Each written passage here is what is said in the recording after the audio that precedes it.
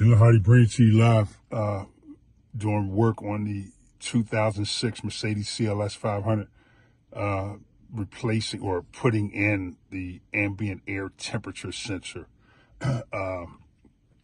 You'll recall that it was on 185 degrees ever since I got the car. Now, without even putting the key in the ignition, just from connecting it, you see that it's now in the proper temperature, 77 degrees. Leland Hardy bringing to you live, one love. Now I'm gonna take the, put some tape on those two twisted ends, tape those, and then find somewhere in that cavity to affix it to something with a zip tie so it won't move around. But what happens, those air temperature sensors get snagged off. No matter where you look online looking for things, nobody knows where they go. They're supposed to go in a little hole on the side.